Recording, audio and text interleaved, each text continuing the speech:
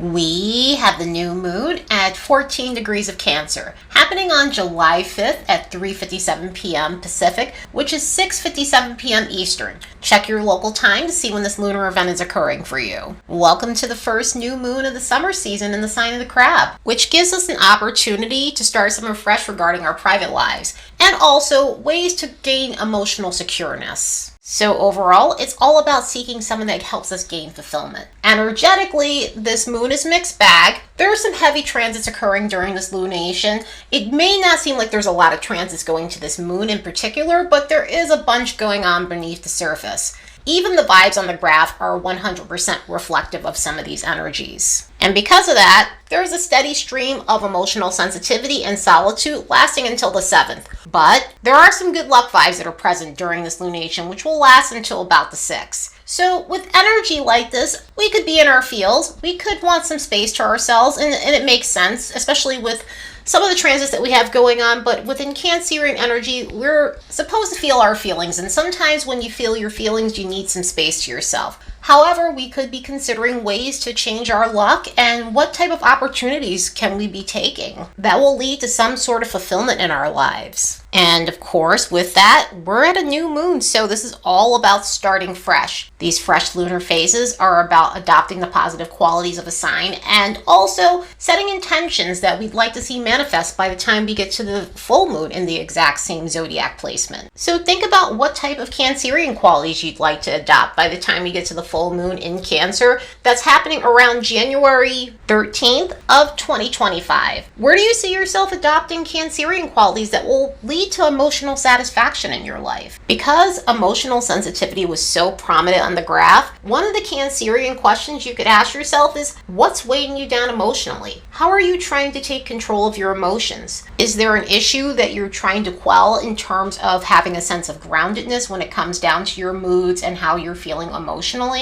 Are you at this point where you're ready to purge out a lot of clutter that's causing you to feel dysregulated in your emotional body? And it could be literal clutter or it could be mind clutter. And by mind clutter, this could be stuck emotions. It could be things that have built up over time. And, our bodies tend to store a lot of things that we don't resolve. So this could be a time where you're working on shedding a ton of emotional baggage that's bogging you down. Another thing with this regarding emotions, it could be a time of looking at our patterns and our habits and looking into things that we can do that are more constructive, like finding more constructive outlets. So we're dealing with our feelings and our patterns healthily, but also it could be about developing better coping skills, ready to have healthier reactions to things, and also developing newer habits that's going to lead to us being more successful in our lives. And because this is Cancerian energy, I'm not talking about success in terms of our work and our professional lives, but success regarding our emotions, our home life, our family, our friends, our inner world, and other goals unrelated to work itself. It's not that work can't come into the equation with this, and if so, it may be about having a healthy work-life balance overall. But the optimal goal in Cancerian energy is building a more fulfilling personal life. So is this something that you're wanting to create for yourself? Is this a stage where you're wanting to build your own sense of family, your own soul tribe? Having an abode that's filled with harmonious vibes and emotional satisfaction. So that way when you are done with the hustle and bustle, you're coming home to a sanctuary. So is this something that you're wanting to create for yourself? Because you're ready to put more value in these things, but also gain more enjoyment and satisfaction overall. Coming back to the family situation, Cancer deals with our relatives. It deals with our origins and the place that we came from. So a lot of times in this energy, people tend to focus on that. So this could be a period where you're creating a new path and creating what constitutes a family for you. And again, that can come from a soul tribe that doesn't have to actually be your blood relatives, or it could be reestablishing new bonds with family members.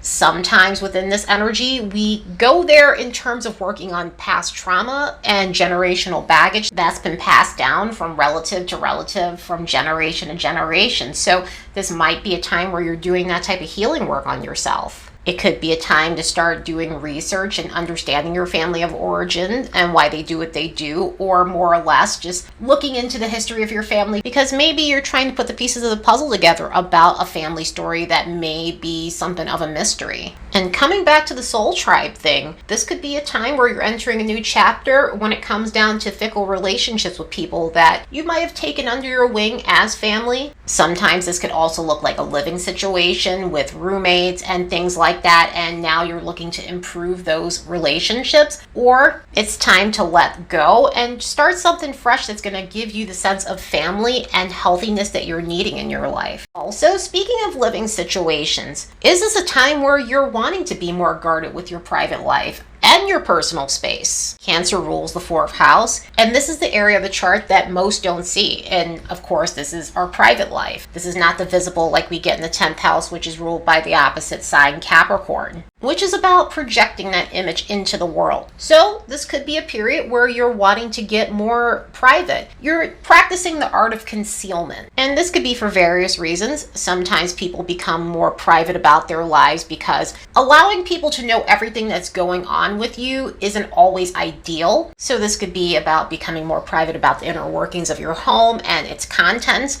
And what I mean by that is sometimes when people get to know deeply what's going on within your home and what you have in it, it can create a sense of jealousy. And sometimes this is not intentional, but there are times where sometimes people throw out bad vibes. So you're wanting to be guarded about that. And even if this is not having someone literally in your home, this could be about being more private in the sense where you're not sharing every detail of your personal life on social media, because not everyone needs to know how the sausage is made and all the things that you have going on for yourself. Of course, there are times when we all should share and things like that, but sometimes people do get to a point where they're realizing that there are certain people that are meant to be privy to the details of your life because they actually offer a lot of support, and it's easier to share with those who we know are our safe space. But there are some people who aren't meant to know those things because they just might not have your best interests at heart. Or those where it's not intentional, but they tend to be more negative than helpful. Another thing to do with privacy could be all about connecting with our inner world. So is this a time where you're wanting to have more of an enriching experience when it comes down to your intuition, your gut instinct, your psychic abilities, but also being in touch with those emotions overall? Doing stuff like this can help us understand what we need to feel nurtured and safe and have a sense of emotional secureness. And it also guides us in doing the type of work that helps us understand how we're feeling on a subconscious level. So that way we're learning to access feelings and needs and actions that we're just not conscious of. But overall, this Cancer new moon will get us on the right path that leads to enrichment in our lives. Let's look at these transits and see what we can expect from this lunar event. Don't forget to like and subscribe because it helps this channel grow. Also, if you're looking for a natal chart reading or intuitive coaching, the links will be in the description box below. And if you'd like to support the work of this channel, you could do so by buying me a fresh cup of coffee. The link will be in the description box below as well. Of course, since this is a new moon in Cancer, the moon is the chart ruler since it does govern this sign. And currently we have a Cancer stellium with Venus, the moon, and the sun, of course, because anytime you have a new moon, you have a conjunction between the moon and the sun. And Venus just happens to be there as well. And so some of the harsher stuff that's going on during this lunation, this could really help soften some things and mitigate some of these energies. So this can prompt us to look for more fulfilling experiences when it comes down to our relationships and our financial situations, but also finding ways to boost our ego healthily, finding ways to boost our moods in an effective and constructive way, because we're looking for emotional satisfaction rather than chaos and any type of other instability. And with the moon and the sun both square to Chiron in the nodes, this could be a time where we're looking at where we need to